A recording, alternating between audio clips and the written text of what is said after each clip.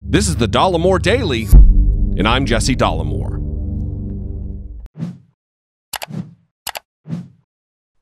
Lately, I'm sure you've all noticed the sincerely concerned conservatives, Republicans, and rich people everywhere, and their overwhelming worry about the poor. I don't actually mean concern related to people trapped by poverty and their desperate ability to access much-needed services, including healthcare, education, or assistance with even the most basic of needs like food or shelter. I mean their concern for how the poor spend the assistance provided by the government. They worry about the recipients of SNAP or food stamps purchasing steak and seafood with their benefits. Because God forbid the children who make up 44% of people receiving SNAP benefits have access to nutritious foods like meat and fish. Look, the evidence shows that SNAP is not rife with fraud, but in fact, in recent years, the error rate has been as low as 2.77%. Error rate meaning the number of households who are overpaid or who receive benefits when they aren't supposed to. Fraud is beyond minimal in the program. Yet Fox News Republicans continue to gin up fear over how poor people spend their benefits. Today, I want to make a proposal. Rather than wasting our time worrying about minimal fraud and abuse within systems designed to help the most vulnerable among us, let's shift our attention to the handouts given to wealthy people and corporations. Let's concern ourselves with how those benefits are spent. Let's talk about FoxConn. In 2017, the White House held this lavish ceremony to announce FoxConn Technology Group's plan to create advanced liquid crystal display panels at a promised $10 billion Wisconsin campus that they were going to build. Donald Trump couldn't keep his mouth flap closed, touting the plans as evidence of his skill of bringing back America's manufacturing sector.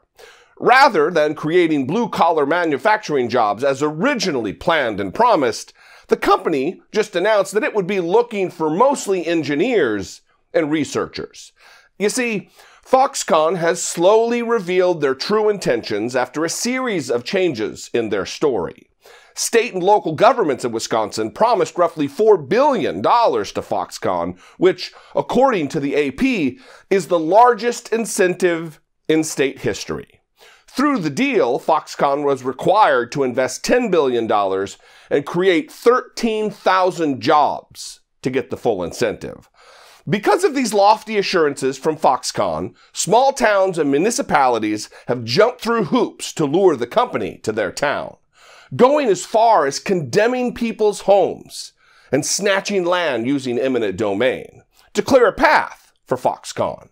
And after all of that effort and disruption in the lives of countless citizens, instead, the company missed their 260 full-time job creation target for 2018, hiring only 178 full-time employees. By 2020, they were expected to hire 5,200 people, but they've adjusted that number now and suggested it'll be around 1,000 instead. Democratic Wisconsin Assembly Minority Leader Gordon Hintz released a statement saying, quote, "Every step of the way, FoxConn has overpromised and underdelivered. This news is devastating for the taxpayers of Wisconsin. We were promised manufacturing jobs. We were promised state-of-the-art LCD production. We were promised a game-changing economic opportunity for our state. And now it appears FoxConn is living up to their failed track record in the United States, leaving another state and community high and dry," unquote. Where did I just hear something similar? Oh yeah, that's right. NBC News reported this week that the $1.5 trillion tax cuts appeared to, quote, "have no major impact on businesses' capital investment or hiring plans," according to a survey by the National Association of Business Economics. Shocking. Shocking. You might remember that the White House promoted these tax cuts, which came into effect in January of 2018, as the answer to boosting the economy through increased business spending and job growth. Instead, just like FoxConn, when provided government benefits, wealthy corporations don't trickle that money on down to the little guy. They just keep it, padding their bottom line. So when are conservatives, Republicans, and rich people going to stop being concerned about the kind of fraud, waste, and abuse in welfare that actually hurts us all? The corporate kind of welfare. Republicans are too busy getting all horny for lying billionaires who make unreasonable promises, who get small communities like the ones in Wisconsin excited about life-changing economic development, agree to massive tax incentives, and then walk away with the taxpayer dollars just before not delivering on their promises. It isn't the poor who are defrauding the American people on a daily basis. It's the sociopathic greed demons like the dipshits at FoxConn who are doing it.